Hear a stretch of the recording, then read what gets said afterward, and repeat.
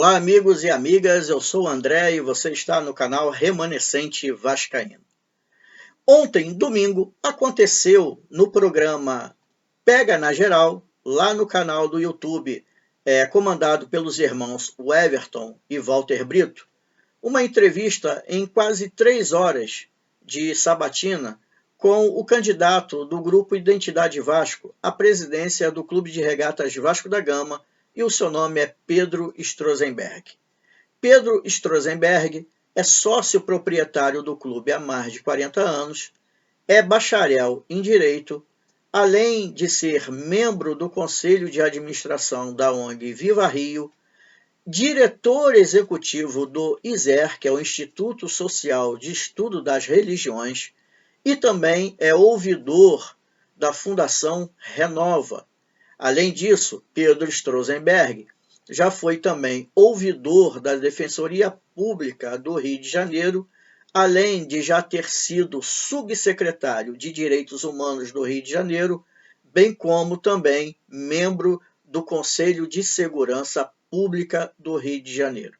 Pedro Strozenberg tem, então, uma atuação pública bastante efetiva na área de segurança pública e direitos humanos.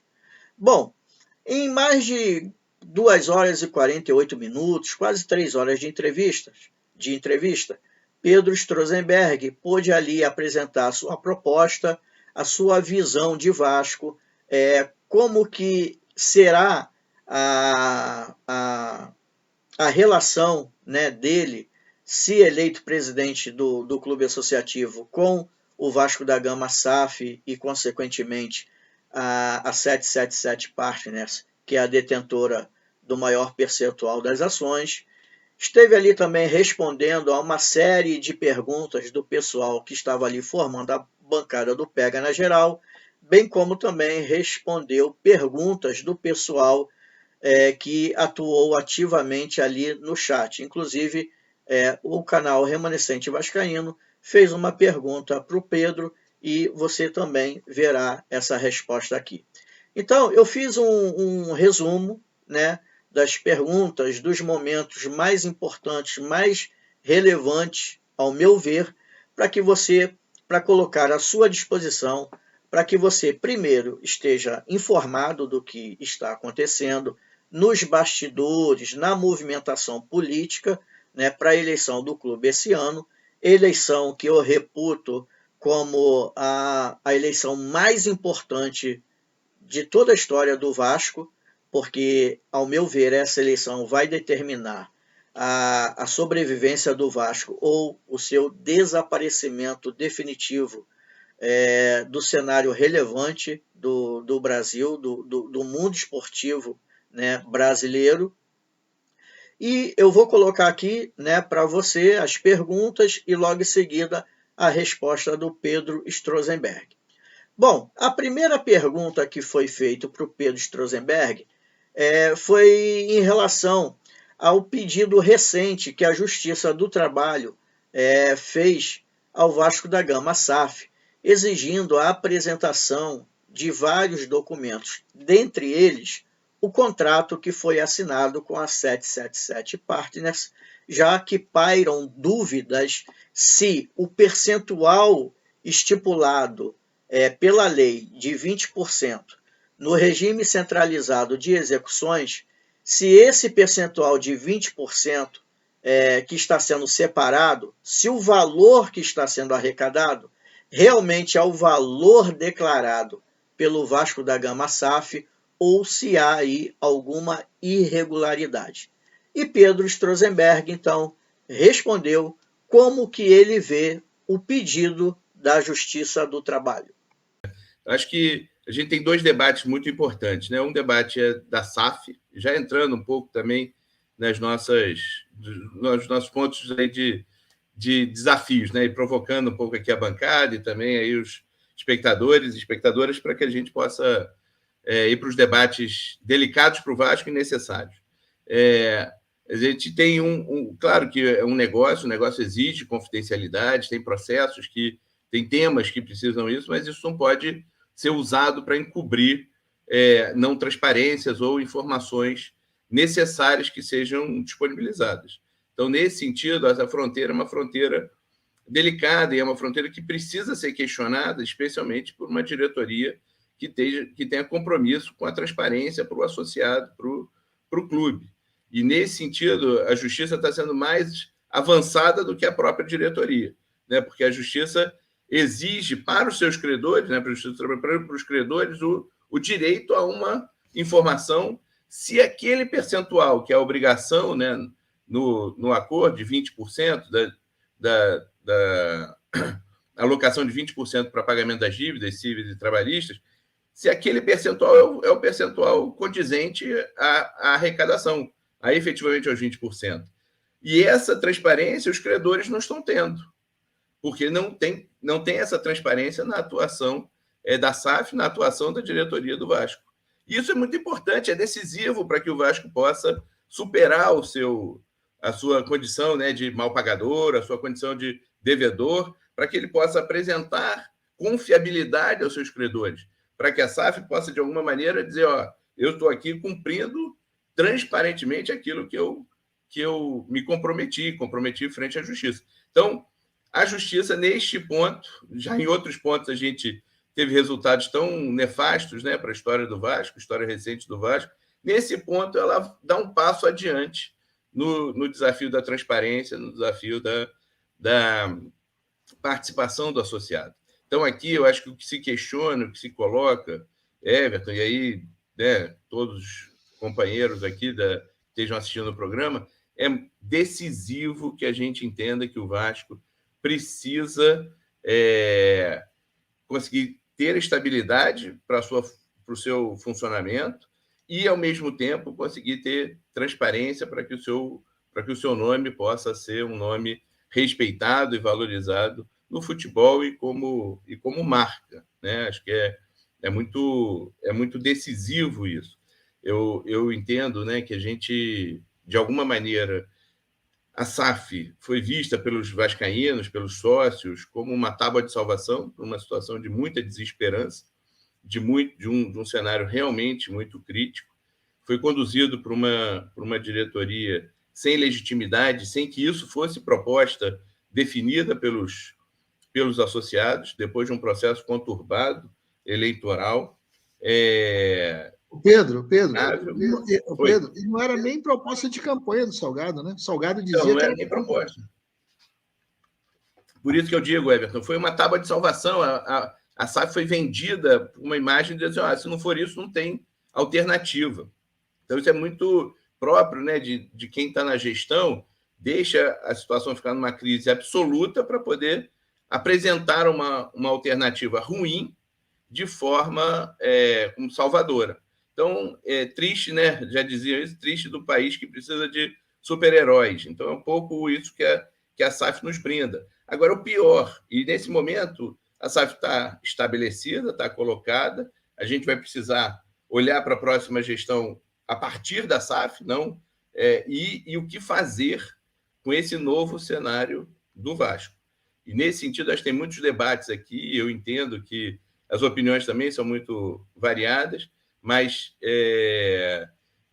essa decisão da Justiça mostra o quão longe nós estamos de uma condição de transparência, o quão longe estamos de uma condição de segurança da SAF, de confiabilidade da SAF, mas o que é mais importante, por isso que essa eleição é decisiva, talvez, para o cenário futuro do Vasco, porque, a partir dela, a gente vai poder ter acesso a informações qualificadas, a informações que possam ser responsavelmente acessadas pelo conjunto dos associados, para que a gente possa ter controle e defesa do Vasco a partir do contrato que está estabelecido. A confidencialidade não pode ser um elemento de escusa para conhecimento nem dos credores, nem dos associados das obrigações que o Vasco tem e que a SAF do Vasco tem. É muito importante que a gente navegue num campo da responsabilidade e da transparência. Elas não são incompatíveis. Elas só são incompatíveis quando se tem interesses escusos colocados. Então... Outro questionamento formulado a Pedro Strozenberg foi em relação a uma possível união de grupos de oposição. Até o presente momento, apenas o nome dele desponta como possível candidato. Os demais grupos políticos ainda não se manifestaram publicamente e, na eleição passada, é importante frisar, a maior parte dos grupos políticos de oposição estiveram em torno de Levinciano, que, apesar de ter ganho as eleições, todos nós sabemos as ilegalidades e as aberrações jurídicas que foram cometidas e que usurparam o legítimo direito de Levinciano a assumir a presidência. Para esse ano, Pedro, a oposição continuará unida, unificada em torno de um nome, e esse nome é o seu nome, ou pode aparecer um outro nome para a composição da oposição?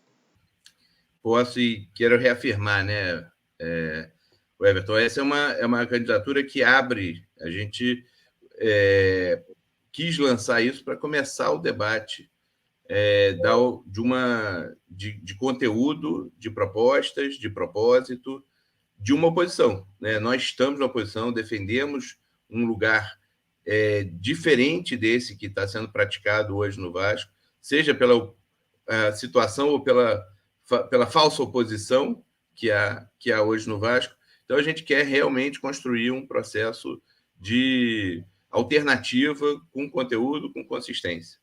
Os nomes virão, outros nomes virão. Quer dizer, não é uma candidatura que se coloca pela exclusividade. Ao contrário, a gente tem também a dimensão de que, mesmo eleitoralmente, a chance de um candidato de oposição ser eleito nesse momento, fazer parte, né, desse processo, é unido, é integrado. E o Vasco precisa também de unidade. Precisa de unidade, precisa de estabilidade, precisa de legitimidade. Então, são dois movimentos, Everton, que eu queria dizer. Primeiro, a importância de se reunir em torno de um nome ou de alguns nomes que construam uma proposta consistente para a oposição. É nesse propósito que eu estou servindo, é nesse propósito que a Identidade Vasco está se chegando, e que a gente tenha um processo legítimo no Vasco para que a gente possa, então, dar estabilidade ao clube. E aí, oposição e situação, os diferentes candidatos precisam estar integrados nisso. Tem uma das perguntas do José Carlos no chat que fala sobre eleição virtual. Então, esse é um desafio novo para o Vasco. Nesse sábado que passou, eu fiz uma live especial aqui no canal para tratar dessa questão da eleição e de alguns aspectos que, para mim, são essenciais para que algum candidato da oposição possa efetivamente vencer as eleições desse ano do Clube de Regatas Vasco da Gama. E um ponto sine qua non para mim é que os grupos de oposição, a oposição tem que obrigatoriamente ter acesso ao banco de dados que comporá a eleição desse ano. Caso contrário, essa eleição será mais uma eleição que estará sujeita a fraudes, a manipulação, como há indícios fortíssimos do que aconteceu na eleição passada. Então, ao meu ver, a oposição não ganha a eleição se não tiver acesso a esse banco de dados. Só que nós sabemos como que esses caras de caráter duvidoso, eles trabalham com a máquina, manipulando as informações e certamente farão de tudo para não oferecer, para não abrir esse banco de dados para todos que estarão envolvidos nessa eleição. Então, eu aproveitei a oportunidade para fazer essa pergunta lá no canal Pega na Geral, através do nosso amigo Mauro Bremer, e eu perguntei: Pedro, ao meu ver, para que a oposição possa vencer as eleições, é extremamente necessário ter acesso ao banco de dados, algo que eu tenho praticamente certeza que eles não farão.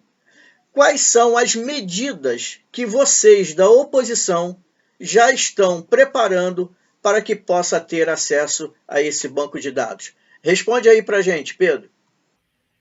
Maurão, você pediu para falar? Aproveitando, Pedro, o nosso amigo André Lepre, que é do canal Remanescente Vascaíno, ele até tocou, ele mandou essa mensagem aqui para mim, ele disse, Pedro, na visão dele, só tem uma chance de vencer a eleição, que é ter acesso ao banco de dados do pleito. Vocês também pensam dessa forma? Se sim, qual a medida que vocês pretendem adotar para conseguir esse acesso, uma vez que certamente eles farão de tudo para não mostrar nada, para não abrir nada? Já que estava no tema, eu encaixei aí, tá? Boa. Obrigado, excelente. Excelente, Mauro. Walter, você quer falar antes ou deixa o Pedro responder essa? Não, então o Pedro responde depois o Walter. Obrigado. Eu agradeço a pergunta. Também o Zé Carlos também tinha feito, né, essa pergunta, porque a gente, na última eleição, e esse eu acho que é um exemplo que não pode ser. Na última eleição, o Vasco teve uma empresa contratada por um particular que realizou o pleito mais importante, né, de um processo associativo, né? Fez a eleição por uma empresa que não foi contratada pelo Vasco, que não tinha experiência, que foi recusada em outros processos, porque teve uma decisão judicial absolutamente fora de prumo, né? Depois de uma eleição presencial, quase 10 horas de eleição presencial, a decisão judicial veio à noite, com os cenários já colocados, né, do resultado, né, das bocas de urna, das pesquisas que foram feitas, e veio uma decisão anulando uma eleição absolutamente legítima. Então, e em substituição, um processo sem transparência, sem controle, de uma contratação externa ao clube, por alguém interessado no resultado eleitoral, né? Então, esse é o exemplo que não pode ser repetido no Vasco. O Vasco precisa fazer transparência de quem será, qual empresa que vai oferecer o serviço, que garantias que ela traz, oferecer aos candidatos e candidatas a possibilidade de controle do resultado, ter acesso à lista. A gente espera que isso tudo possa ser um processo decidido e discutido dentro do Vasco. A expectativa é que a gente tenha essa realidade trazida pela gestão, mas é responsabilidade da gestão. E, nesse sentido, o que a gente vai fazer é muita pressão pública e interna para que isso possa ser um direito garantido ao associado. Se esse espaço não for assegurado, como acho que muitos daqui acreditam que não será, a gente vai para outras instâncias, ou seja, exigindo, né, essa transparência na justiça, garantindo ao associado a informação, e nós também temos a possibilidade, e vamos fazer isso, de olhar a base de dados com aquilo que é disponibilizado já foi disponibilizado nas últimas eleições, na AGE, para que a gente possa ter uma dimensão daquilo que se espera do colégio eleitoral. Mas então tem o recurso interno, tem o recurso externo da Justiça e tem os processos de pressão que eu espero que todos os associados queiram ter esse direito, exercer o seu direito à transparência, saber quem está votando. Possivelmente esse é o menor colégio eleitoral do Vasco. Se a gente olhar os dados da AGE, que aconteceu, né, da última Assembleia Geral, que aconteceu, a gente tem em torno aí de 6 mil e alguma coisa de associados. Tem que ver a questão dos remidos, né, dos campeões. Então, é sempre um desafio imenso a gente tratar desse assunto no Vasco. Vamos tratar com seriedade, com transparência e exigindo que seja disponibilizado o dado de forma responsável para o associado. Mas é muito importante, inclusive, quem for votar, reparar se a situação está tornando esse dado acessível ou não, né? Então, deveria, enfim, é importante que seja um fator, apesar também na escolha eleitoral de cada um e de cada um. Se é a favor da transparência ou se é contra a transparência. Então, acho que esse é um divisor de águas importante que a gente vai ter. Outro ponto importante, Pedro agora fala sobre a sua proposta de campanha e também responde alguns questionamentos, que são os questionamentos que recorrentemente todo mundo faz. Como vai ser a relação do Clube de Regatas com a SAF a partir do momento em que a oposição esteja na presidência? Vocês vão rescindir o contrato com a SAF? Como vai ser a relação de vocês como poder do clube associativo com os torcedores, com os sócios torcedores? Diz aí, como que vai ser essa relação e qual é a sua proposta de campanha? Nesse momento, digamos, de ponto de partida, a gente tem alguns acúmulos, né? Primeiro o Identidade Vasco, e sempre foi uma oposição a esse modelo de SAF, particularmente a forma como ela foi constituída no Vasco, né? Esse desenho da SAF do Vasco precisa ser imensamente olhado, observado, mas também respeitado no seu contrato, né? Quem é candidato a presidente do Vasco, e aí com a responsabilidade, como o Walter disse, como o Everton disse, preciso assegurar que vai ser cumprido o contrato.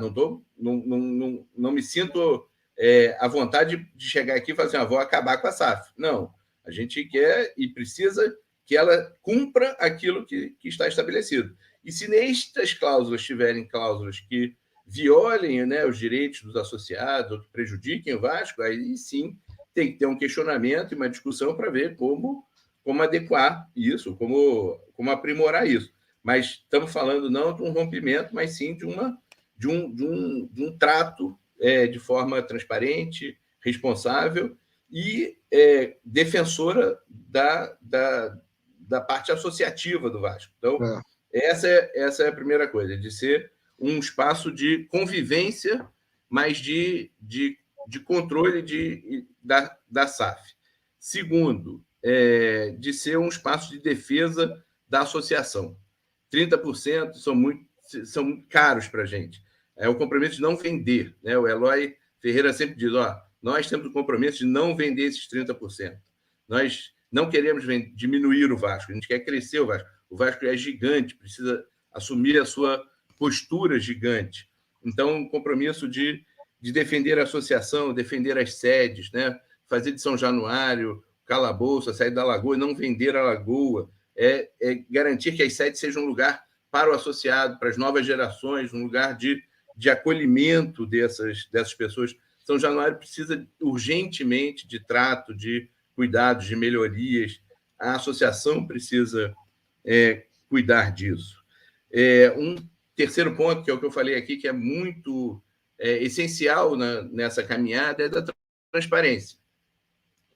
Transparência de contratos, transparência de dívidas, transparência de relações comerciais, transparência para que o Vasco possa ser um clube reconhecido pelo seu compromisso, e eu espero que com o meio ambiente, com causas sociais e transparente. É muito importante hoje, por exemplo, o Walter fez a menção de hoje é o dia de consciência do autismo, né? É um dia especial para todos nós, que bom que o Vasco fez e procura fazer uma ação para esse desafio, né? Para essas famílias que têm esse desafio, e são muitas, são milhões de pessoas espalhadas pelo Brasil.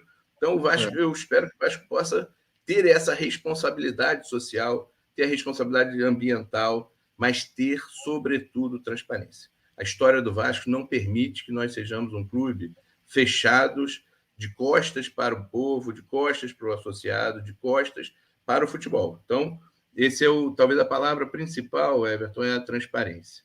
Por fim, só para pontuar algumas coisas, por exemplo, a questão dos preços dos ingressos, Ferreira. O preço dos ingressos, a gente viu a experiência do ABC, né? Viu a situação do ABC. Preços proibitivos, preços exorbitantes, preços aviltantes em relação à nossa torcida, ao nosso torcedor. Numa mesma semana tinham 3 jogos e a pessoa tinha que desembolsar um valor absolutamente fora do padrão da nossa torcida. É importante que o Vasco seja acessível. Pedro, só para você ter ideia, é tão aviltante que dessa bancada aqui, o único que conseguir pagar esse tipo de coisa na mesma semana é o Mauro Bremer. Todos os outros aqui a gente teria que ficar de fora.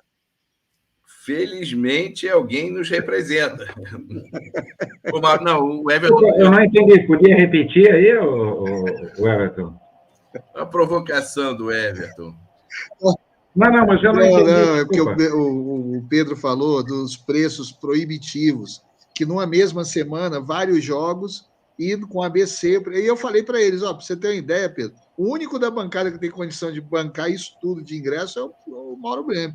Eu, Ferreirinho e Walter estaríamos fora. Mas... Vai lá, Pedro. Bom, Pedro, conclua para a gente fazer a rodada aqui. Concluo. Não, e aí, por fim, acho que temas que são da nossa memória afetiva e história do Vasco, né? O Colégio do Vasco, por exemplo, como é que está a situação do Colégio do Vasco, que tanto serviu, né, a uma construção de pessoas, né, de jogadores e pessoas que... Eu me lembro do Felipe Coutinho falando, né, os jogadores do Vasco davam entrevista de forma mais consistente porque a escola tinha essa qualidade, né? A relação com a torcida, a relação com a barreira, a relação de alguma maneira, com esse Vasco nacional, né? Com os Vascos nos diferentes estados. Então, eu acho que é um tema do afeto e da transparência. É um tema de resgatar, de alguma maneira, essa vascainidade conjunta, de unidade dessa vascainidade e também da transparência, mas, sobretudo, de ser responsável e crítico a esse modelo de SAF, a essa forma de SAF, para que a gente possa... E nada melhor do que alguém que seja crítico para poder exercer esse lugar de oposição. Nada melhor do que uma oposição consciente, responsável, para poder também controlar aquilo que foi feito por pessoas que não dão a transparência devida a esse processo. Então, essa candidatura tem essa proposta muito central. Fala-se muito em projeto depois do que foi apresentado pelo Somamos. Como construir esse projeto nessa eleição, Pedro? Esse projeto, ele se dará de forma isolada ou você vai procurar uma unidade com potenciais candidatos ou com outros grupos? A sua candidatura, ela é uma adesão ao projeto Somamos ou não tem nada a ver? Obrigado pelas perguntas e pela reflexão, né? Acho que eu queria também, tentando ser objetivo e abordar todos os temas. Primeira coisa, só um pano de fundo, acho que essa eleição é uma eleição diferente.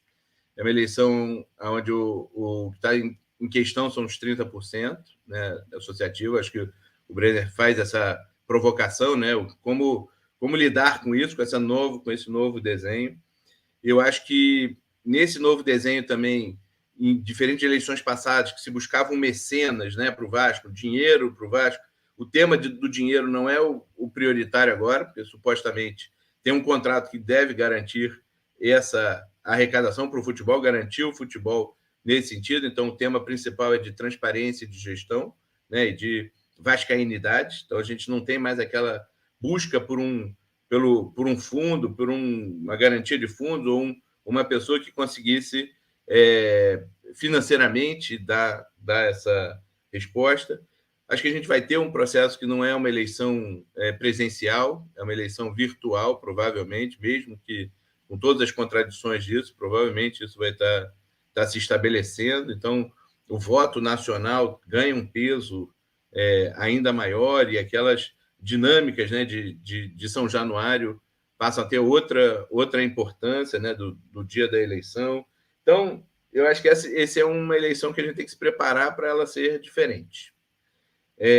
Ao mesmo tempo que eleição se ganha com voto, né? Não tem jeito. Quem também está disputando a eleição para ganhar, que é o nosso caso, a gente quer poder ocupar esse espaço, né, de oposição, a gente quer poder representar o sócio vascaíno, a torcida vascaína, a gente quer que essa voz possa ser uma voz respeitada e escutada, a gente tem que ganhar a eleição. Então, a eleição se ganha com voto, e essa é uma construção que precisa ser feita. Tem muitos exemplos de pessoas que começaram sem uma expressiva garantia de votos e terminaram ganhando a eleição, né? São fartos aí os exemplos disso. Isso não define o ponto de partida, mas define o meio do caminho, define a metade, a segunda metade da eleição, digamos. é quem tem viabilidade eleitoral. A gente construiu isso também com o Luiz Fernandes, né? que é um nome que a gente tem muita afinidade, muita proximidade, um diálogo, muito respeito, e eleitoralmente, ali naquele momento, não era viável. A gente fez essa construção e aderiu de forma responsável, cuidadosa, a uma composição da chapa do Levin. O Levin não era sozinho. O Levin era o Luiz Manuel, o Hércules na presidência, o Antônio Miguel, um conjunto de forças históricas no Vasco que tem muita legitimidade. O Levin tem o meu respeito. Ele ganhou o pleito eleitoral, que eu considero legítimo. Então, eu expresso aqui publicamente meu respeito, minha admiração por ele ter se colocado nesse lugar e ter enfrentado o processo eleitoral.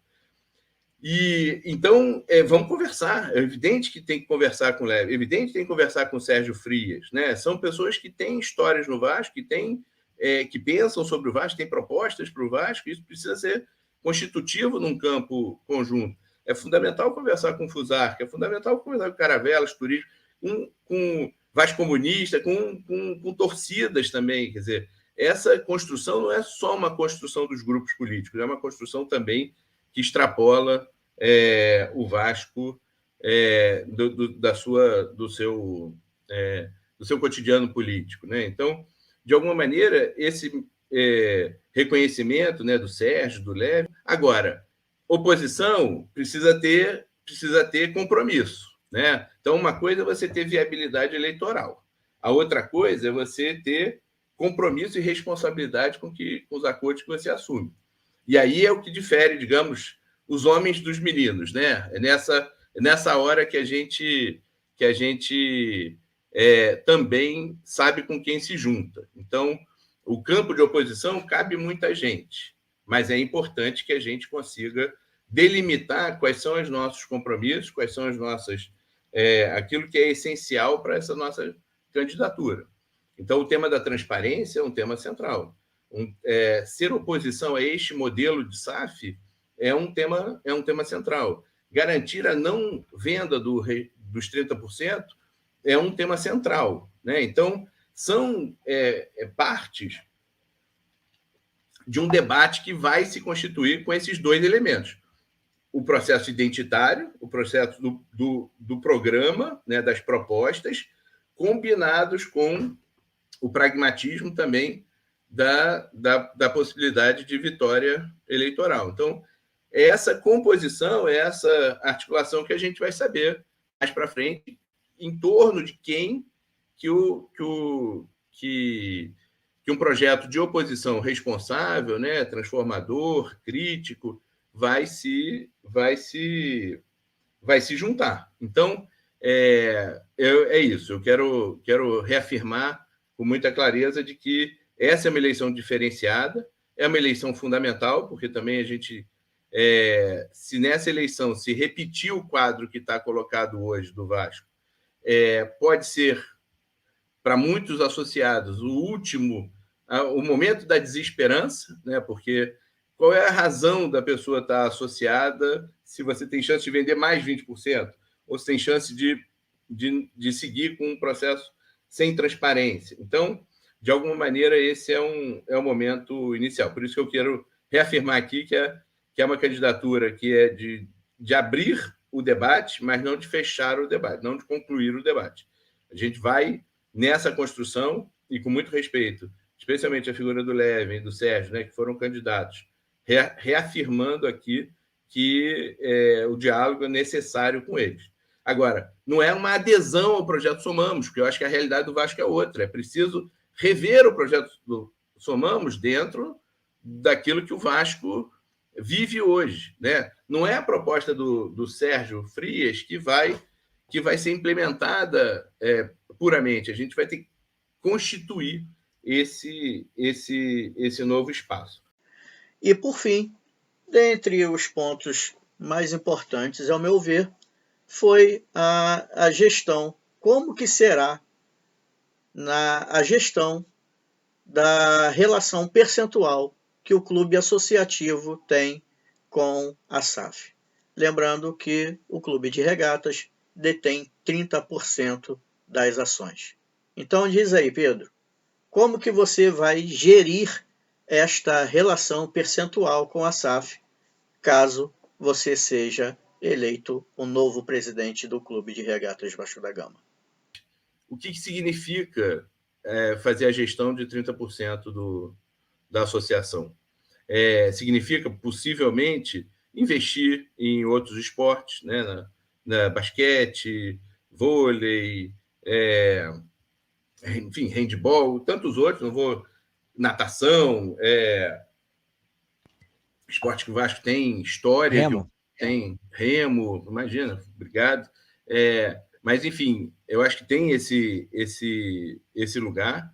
Tem o compromisso, né, com as sedes, também de não vender as sedes, e, ao contrário, de promover as sedes, de cuidar das sedes, de ser o lugar das sedes acolhedoras.